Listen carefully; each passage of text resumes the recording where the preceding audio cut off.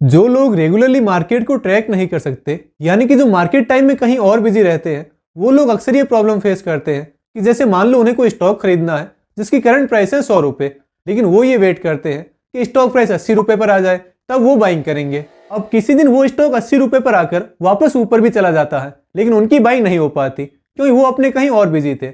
उन्होंने सीधा शाम को क्लोजिंग के बाद मार्केट देखा और लगा कि मौका हाथ से निकल गया। या मान लो उनके पोर्टफोलियो में कोई स्टॉक था जिसे उन्हें अपनी टारगेट प्राइस पर सेल करना था, लेकिन वो सेम रीजन के कारण नहीं कर पाए।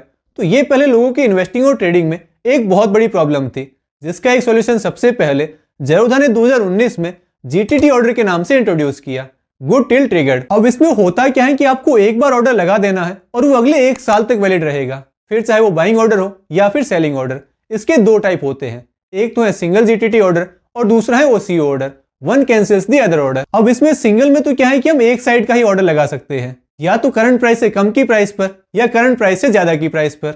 लेकिन ओसीओ ऑर्डर में हम 2 ऑर्डर एक साथ लगा सकते हैं, और क्योंकि ओसीओ सिर्फ सेलिंग में होता है, तो अगर सेलिंग के टाइम हम जीटीटी ऑर्डर लगाएं तो उसमें टारगेट और स्टॉप लॉस दोनों ऑर्डर एक साथ लगाए जा सकते हैं। फिर चाहे शेयर प्राइस ऊपर जाए या नीचे, हमें अपने काम के बीच बार बार मार्केट को देखने की जरूरत ही नहीं है।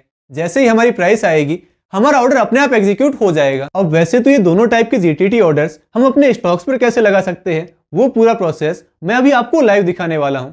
लेकिन पहले अगर मैं आपको थोड़ा बेसिक बताऊं तो देखिए, जेरोधा में जीटीटी ऑर्डर का कॉन्सेप्ट समझने के लिए आपको पहले ट्रिगर प्राइस के बारे में जानना होगा, क्योंकि ये जीटीटी ऑर्डर का मेन कंपोनेंट है। जीटीटी ऑर्डर लगाते टाइम हमें एक ट्रिगर प्राइस डिसाइड करनी होती है, जिसका मतलब ये हुआ कि जैसे ही हमारा स्टॉक उस ट्रिगर प्राइस पर आएगा तो ब्रोकर हमारे उस जीटीटी ऑर्डर को एक्सचेंज के पास भेज देगा, और फिर हमारी एक्चुअल बाइंग या सेलिंग प्राइस आने पर वो ऑर्डर कंप्लीट हो जाएगा। अब यहाँ एक इंपॉर्टेंट पॉइंट ये है कि बाइंग जीटीटी ऑर्डर में ट्रिगर प्राइस हमेशा बाइंग प्राइस से ज्यादा होगी।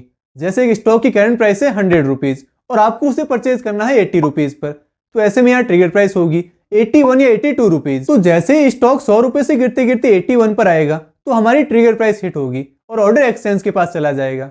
फिर 80 की प्राइस आते ही हमारी बाइंग कंप्लीट हो जाएगी। वहीं सेलिंग में इसका जस्ट ऑपोजिट करना है, ट्रिगर प्राइस हमेशा सेलिंग प्राइस से कम होगी। जैसे अगर 100 रुपीज वाले स्टॉक को अगर आपको 120 पर सेल करना है तो ट्रिगर प्राइस होगी 119 रुपीज और सेलिंग प्राइस होगी 120 रुपीज। आई नो सिर्फ बातों से ये आपके लिए थोड़ा कंफ्यूजिंग होगा, तो अब हम ये लाइव करके देख लेते हैं एंड होपफुली उसके बाद आपके लिए ये कॉन्सेप्ट एकदम क्लियर हो जाएगा।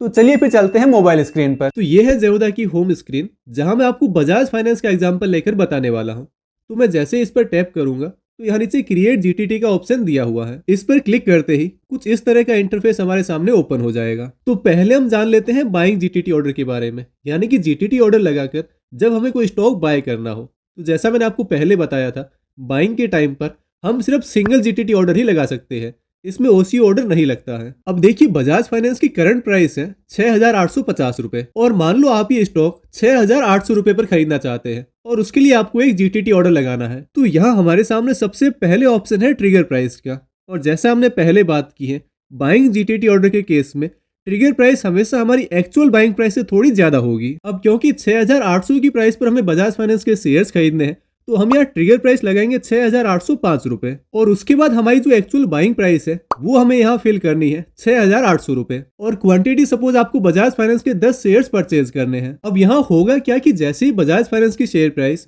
6,805 रुपए पर आएगी तो जेरोधा हमारे इस जीटीटी ऑर्डर को एक्सचेंज के पास भेज देगा कि इस आदमी को बजाज फाइनेंस के 10 शेयर्स 6,800 रुपए की प्राइस पर खरीदने हैं। और फिर जैसे ही 6,800 रुपए की प्राइस आएगी तो हमारे 10 शेयर्स का बाइंग ऑर्डर कंप्लीट हो जाएगा। तो अगर मैं इस क्रिएट जीटीटी वाले ऑप्शन को स्वाइप करता हूं तो आप देखेंगे कि ऑर्डर्स वाले सेक्शन में हमारा जीटीटी ऑर्डर प्लेस हो चुका है, और ये अगले 1 साल तक वैलिड रहेगा।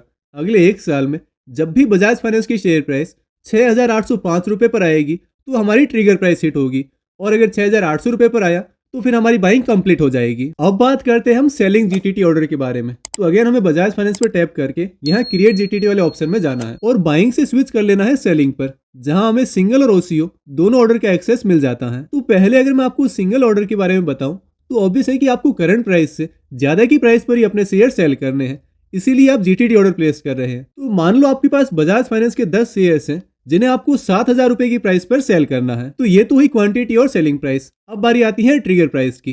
तो याद कीजिए हमने पहले क्या बात की थी, सेलिंग जीटीटी ऑर्डर के केस में जो ट्रिगर प्राइस है वो हमेशा सेलिंग प्राइस से थोड़ी कम होगी। तो अगर हमें 7000 की प्राइस पर अपने शेयर सेल करने हैं तो हम ट्रिगर प्राइस लगाएंगे 6990 या फिर 95 रुपीज। तो यहाँ हमने जयोधा को ये इंस्ट्रक्शन दिया है कि जैसे ही बजाज फाइनेंस की शेयर प्राइस 6995 रुपीज पर आए तो मेरा ये जीटीटी ऑर्डर एक्सचेंज के पास भेज दिया जाए, ताकि फिर 7000 की प्राइस पर मेरे 10 शेयर्स का सेलिंग ऑर्डर कंप्लीट हो सके। तो ये तो हुआ सिंगल जीटीटी सेलिंग ऑर्डर। अब अगर हम ओसी ऑर्डर यानी कि one cancels the other order की बात करें तो यहाँ हम स्टॉप लॉस और टारगेट दोनों एक साथ लगा सकते हैं। तो यहाँ पहले तो है स्टॉप लॉस।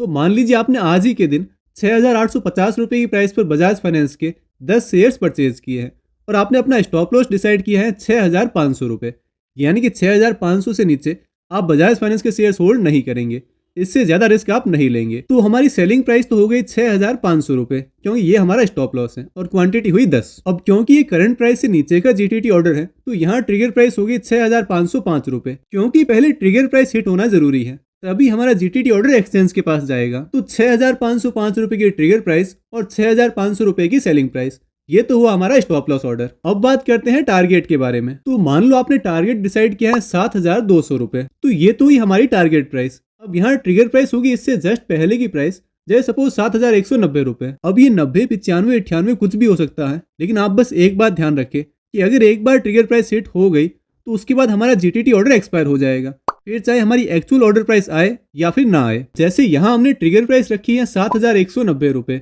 और हमारी सेलिंग प्राइस है 7200 रुपए।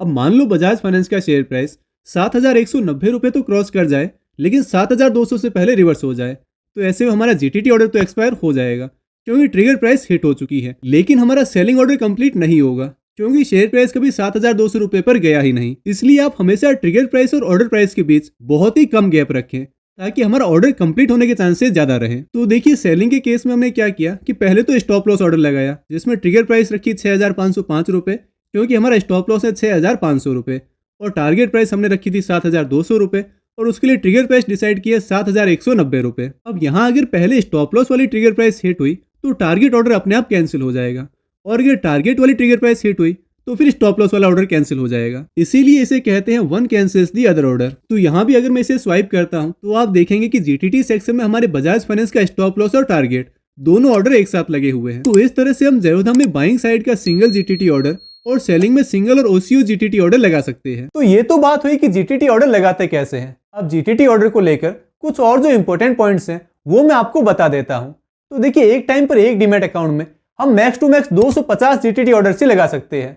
अब वैसे तो आई गेस ये मोर देन इनफ है, लेकिन हाँ ये एक अपर लिमिट है जो कि आपको ध्यान में रखनी है। इसके अलावा जीटीटी ऑर्डर गैप अप और गैप डाउन की कंडीशन में भी वैसे ही काम करता है। तो अगर दिन शुरू होते ही शेयर प्राइस में कोई बड़ा अप ट्रेंड या डाउन ट्रेंड आ जाए तब भी हमारा जीटीटी ऑर्डर कंप्लीट हो जाएगा। एक हाँ बहुत लोगों के मन में ये है कि जीटीटी ऑर्डर पर ब्रोकरेज ज्यादा लगता है, लेकिन ऐसा कुछ भी नहीं है। जीटीटी ऑर्डर्स पर कोई भी एडिशनल चार्ज नहीं लगता है, जो नॉर्मल चार्जेस हैं वही लगेंगे। तो दोस्तों आई होप कि जीटीटी ऑर्डर को लेकर आपके सारे कंफ्यूजन क्लियर हो गए होंगे और ये पूरा प्रोसेस आपको अच्छे से समझ आ गया होगा। अगर ऐसा है तो आप इस वीडियो को लाइक कर दें और चैनल को सब्सक्राइब जरूर कर लें ताकि आपको आगे भी ऐसे ही और वीडियोस मिलते रहें।